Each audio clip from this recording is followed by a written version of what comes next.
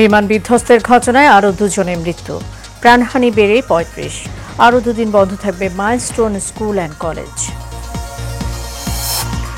আগামী নির্বাচন সুষ্ঠু না হলে বাংলাদেশের ভবিষ্যৎ প্রশ্নবিদ্ধ হবে, খুলনায় সিএসি। এআই এর অপব্যবহার নিয়ে শঙ্কা প্রকাশ। পিআর পদ্ধতিতে পছন্দসই নেতা নির্বাচনে বঞ্চিত হবেন ভোটাররা, বললেন মির্জা ফখরুল। গণতন্ত্র প্রতিষ্ঠায় ভোটের তাগিদ। এবং বঙ্গোপসাগরে সৃষ্ট নিম্নচাপের প্রভাবে বিপদসীমার ওপরে দক্ষিণাঞ্চলের ১১টি নদীর পানি, ১৫ জেলায় জলোচ্ছ্বাসের শঙ্কা।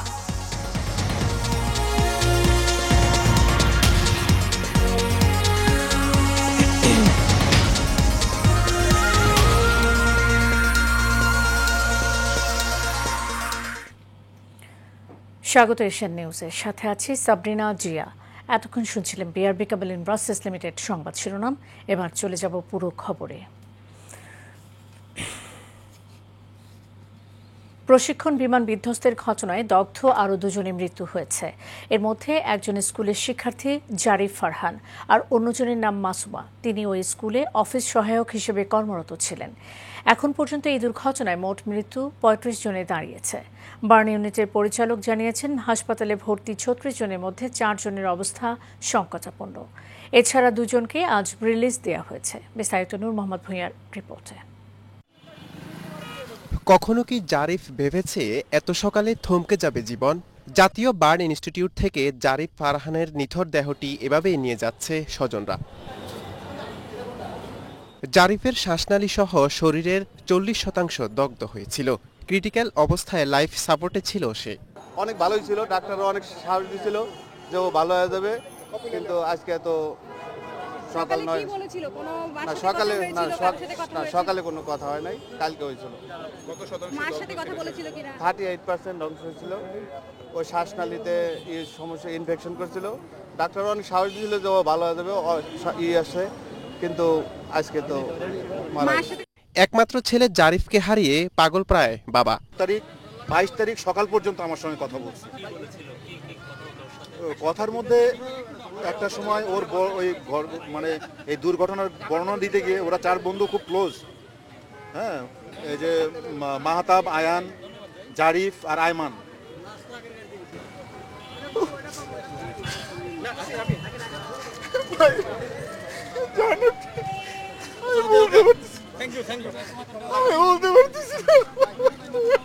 এদিনে আরও একজনের মৃত্যু হয়েছে।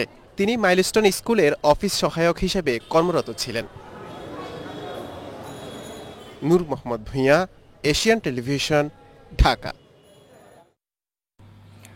প্রধান নির্বাচন কমিশনার এএমএম নাসির উদ্দিন বলেছেন, ত্রয়োদশ জাতীয় সংসদ নির্বাচনে কৃত্রিম বুদ্ধিমত্তা বা এআই একটি বড় চ্যালেঞ্জ। এটি একটি আধুনিক হুমকি যা অস্ত্রের চেয়েও ভয়াবহ। সকালে খুলনার আঞ্চলিক নির্বাচন কর্মকর্তার কার্যালয়ে জাতীয় সংসদ নির্বাচন উপলক্ষে আয়োজিত মতবিনিময় সভায় আগে সাংবাদিকদের এসব কথা বলেন তিনি। নির্বাচনকে প্রভাবিত করতে যে কোনো ধরনের প্রযুক্তি নির্ভর হস্তক্ষেপ রোধে কমিশন সতর্ক উল্লেখ করে সিএসি বলেন, নির্বাচনের আগে সন্ত্রাস দমন এবং অবৈধ অস্ত্র উদ্ধার অভিযান চলবে। ইসি চায় স্বচ্ছ নির্বাচন, রাতের আধারে কোনো কার্যক্রম নয়, দিনের আলোতেই সবকিছু করতে চান। বর্তমানে জাতিকে একটি সুষ্ঠু নির্বাচন উপহার দিতে না পারলে বাংলাদেশের ভবিষ্যৎ নিয়েও প্রশ্ন উঠবে বলে জানান সিএসি।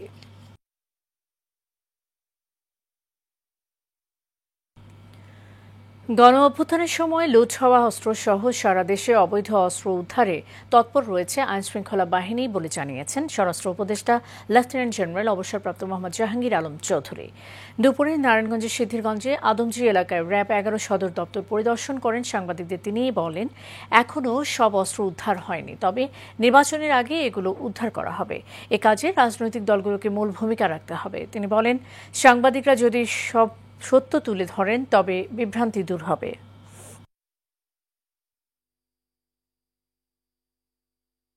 আমাদের কাজ হলো আইন শৃঙ্খলা রক্ষা করা, আর আপনাদের কাজ হলো জনগণের কাছে যে ভোট আদায় করা। আপনারা তাদের জন্য চেষ্টা করবেন, আর আমরা হলো জনগণের জন্য যেন তারা সুখে শান্তিতে থাকতে পারে ওটার ব্যবস্থা করার দায়িত্ব হলো আমাদের।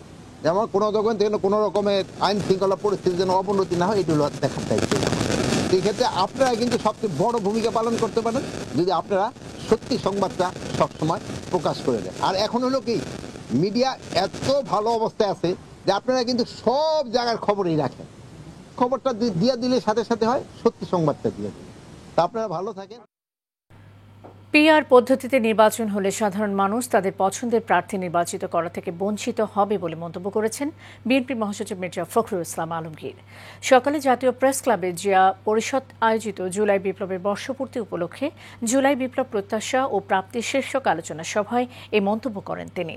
বলেন, দেশের গণতন্ত্র প্রতিষ্ঠার জন্য দ্রুত নির্বাচন দরকার। আরও জানাচ্ছেন শরীফুল ইসলাম। জুলাই বিপ্লবের বর্ষপূর্তি উপলক্ষে জাতীয় প্রেস ক্লাবে জুলাই বিপ্লব প্রত্যাশা ও প্রাপ্তি শীর্ষক আলোচনা সভার আয়োজন করে জিয়া পরিষদ।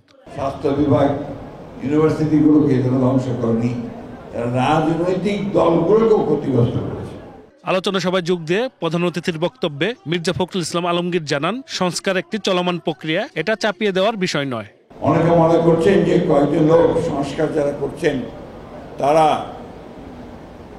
কতগুলো বৈঠক করে আপনার সংস্কারে কত বিষয় নিয়ে এসে জনগণকে দিয়ে দিলেন আর সংস্কার হয়ে গেল। সেভাবে সংস্কার হয় না, সংস্কার হতে হবে একটা প্রক্রিয়ার মধ্য দিয়ে। রাজনৈতিক দলগুলোর মূল লক্ষ্য হওয়া উচিত জনগণের কাছে চলে যাওয়া, জনগণের কাছ থেকে তাদের কি প্রয়োজন তাদেরকে শিক্ষা গ্রহণ করে সেটাকে নিয়ে এসে আপনার দেশ পরিচালনা করার ব্যবস্থা করা। নির্বাচন না হলে আমি প্রতিনিধি নির্বাচন করবো কি করে, আর প্রতিনিধি নির্বাচনে না হলে সে পার্লামেন্টে যাবে কি করে। ভাড়া করা লোক দিয়ে দেশ পরিচালনা সম্ভব নয়, এমন মন্তব্য করে মির্জা ফখরুল বলেন, নিম্ন কক্ষের নির্বাচনে আনুপাতিক হারে নির্বাচনের বিষয়ে চিন্তা করে না বিএনপি। আনুপাতিকটা কি জিনিস সাধারণ মানুষকে জিজ্ঞেস করে তারা বলতে পারবেন না। আমরা যারা রাজনীতি করে কিছুটা বোঝার চেষ্টা করি, তাতে করে ভোট হবে, জনগণ ভোট দেবে, যে দলটি সবচেয়ে বেশি ভোট পাবে তারা তাদের নমিনেশন দেবে পার্লামেন্টে যাওয়ার জন্য। এতে করে আমাদের দেশের সাধারণ মানুষ যারা তাদের এলাকাতে একজন নেতা চায়, প্রতিনিধি চায়, তার কাজগুলো করার জন্য সে একজন নেতৃত্ব খোঁজে, সেটা কোনো মতেই সম্ভব হবে না।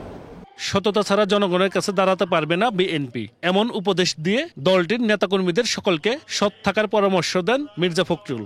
অবশ্যই বিএনপি যারা করবেন, যারা জিয়াউর রহমানকে অনুসরণ করবেন, সবার আগে নিজেকে সৎ হতে হবে। Shariful Islam, Asian television, Dhaka. বঙ্গোপসাগরে সৃষ্ট নিম্নচাপের প্রভাবে প্রবল বৃষ্টির কারণে দক্ষিণাঞ্চলের 11টি নদীর পানি বিপদসীমার ওপর দিয়ে প্রবাহিত হচ্ছে এবং বেশ কয়েকটি নদীর পানি বিপদসীমার কাছাকাছি প্রবাহিত হচ্ছে। এই পরিস্থিতিতে দেশের 15 জেলা ও দ্বীপ এলাকায় 1 থেকে 3 ফুট উচ্চতায় জলোচ্ছ্বাসের আশঙ্কা রয়েছে। এই অবস্থায় চট্টগ্রাম, কক্সবাজার, মোংলা ও পায়রা সমুদ্র বন্দরকে 3 নম্বর স্থানীয় সতর্ক সংকেত এবং নদী বন্দরগুলোকে 1 নম্বর সতর্ক সংকেত দেখিয়ে যেতে বলা হয়েছে। অমাবস্যা এবং নিম্নচাপের মিলিত প্রভাবে সাতক্ষীরা, খুলনা, বাগেরহাট, ঝালকাঠি, পিরোজপুর, বরিশাল, বরগুনা, পটুয়াখালী, ভোলা, চাঁদপুর, লক্ষ্মীপুর, নোয়াখালী, ফেনী, চট্টগ্রাম, কক্সবাজার সহ আশপাশের দ্বীপ ও চরাঞ্চলে 1 থেকে 3 ফুট উচ্চতার জলোচ্ছ্বাসের শঙ্কা রয়েছে বলেও সতর্ক করেছে আবহাওয়া অফিস। এছাড়া অস্বাভাবিক জোয়ারে উপকূলীয় নদী তীরবর্তী জনপদ পানিতে তলিয়ে গেছে।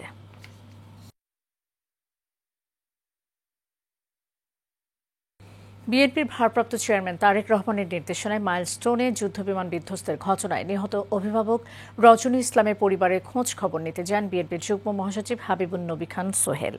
দুপুরে তিনি উত্তরার রূপায়ণ সিটি এলাকায় নিহতের বাসায় গিয়ে বিএনপি ভারপ্রাপ্ত চেয়ারম্যান তারেক রহমানের পক্ষ থেকে গভীর সমবেদনা জানান। এ সময় উপস্থিত ছিলেন রজনী ইসলামের স্বামী জহুরুল ইসলাম, কন্যা ঝুমঝুম, পুত্র রুহান ও ঢাকা মহানগর উত্তর বিএনপির সদস্য সচিব মোস্তফা জামান সহ আরও অনেকে।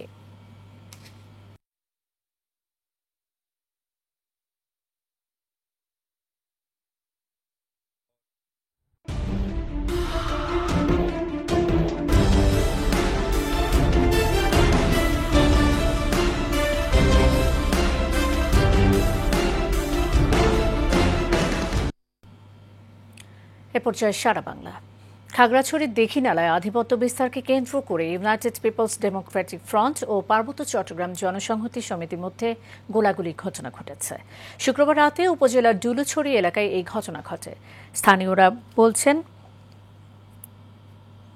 এই সংঘর্ষে অন্তত 4 ইউপিডিএফ সদস্য নিহত হয়েছেন। তবে ইউপিডিএফ এই দাবিকে মিথ্যা ও অপপ্রচার বলে প্রত্যাখ্যান করেছে। দীঘিনালা থানা ভারপ্রাপ্ত কর্মকর্তা মোহাম্মদ জাকারিয়া বলেন, নারাইছড়ি এলাকায় ইউপিডিএফ ও জেএসএস এর মধ্যে গোলাগুলির খবর পেয়েছেন। প্রায় 300 থেকে 400 রাউন্ড গুলি ছোড়া হয়েছে, তবে এখন পর্যন্ত কোনো হতাহতের খবর পাওয়া যায়নি।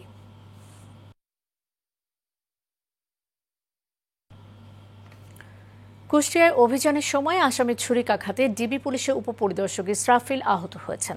তাকে উদ্ধার করে কুষ্টিয়া জেনারেল হাসপাতালে ভর্তি করা হয়েছে। দুপুর 1টার দিকে কুষ্টিয়া শহরের 6 রাস্তার মোড় সংলগ্ন ভূমি অফিসের গলিতে পলান বক্স রোডে এই ঘটনা ঘটেছে। এই ঘটনায় অভিযুক্ত আওয়ামী লীগের নেতা হারুন ও তার ছেলে প্রণয়কে আটক করেছে পুলিশ। আটক হারুন কুষ্টিয়া শহর আওয়ামী লীগের সহসভাপতি। তার বিরুদ্ধে মামলা রয়েছে বলে জানিয়েছে পুলিশ।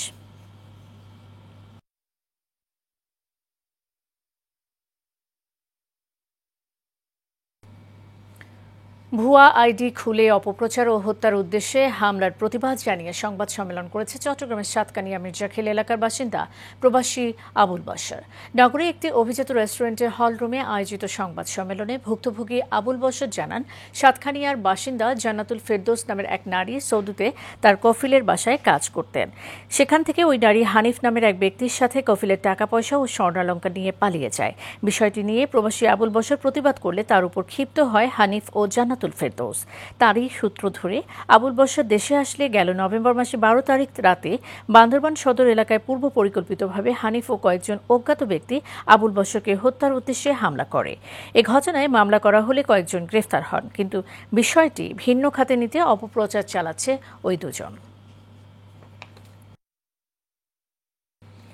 টেকসই ও সুশৃঙ্খল নগরায়নের জন্য ইন্টেরিয়র ডিজাইন সেক্টরের ভূমিকা অপরিসীম হলেও ডিজাইন কনসালটেন্সির উপর 15% ভ্যাট আরোপ এবং কাঁচামালের মূল্য বৃদ্ধি এ খাতের প্রসারে প্রতিবন্ধকতা তৈরি করছে। রাজধানী পল্টনে interior designers association of Bangladesh আয়োজিত সেমিনারে একথা জানান সংগঠনের নেতারা। এ সময় ইন্টেরিয়র ডিজাইনার্স অ্যাসোসিয়েশনের সভাপতি সাইফুল ইসলাম শরণ বলেন, ইন্টেরিয়র ডিজাইন সেক্টর নতুন উদ্যোক্তা তৈরির মাধ্যমে অর্থনীতিতে সম্ভাবনার নতুন দিগন্ত সৃষ্টি করতে পারে। তাই প্রতিটি পাবলিক বিশ্ববিদ্যালয়ে ইন্টেরিয়র ডিজাইন কোর্স চালু করার দাবি জানান তিনি। এছাড়াও অগ্নিকাণ্ড নিরূপণে এবং বিশ্বমানের আসন ব্যবস্থা নিশ্চিত করতে ইন্টেরিয়র ডিজাইনের ভূমিকা তুলে ধরেন বক্তারা। তাই সরকারকে এ খাতের বিকাশে ভ্যাট ট্যাক্স হ্রাসের আহ্বান জানান তারা। শেষ করব এশিয়ান নিউজ। যাওয়ার আগে বিআরবি কেবল ইন্ডাস্ট্রিজ লিমিটেড সংবাদ শিরোনাম জানিয়ে দেব আরও একবার।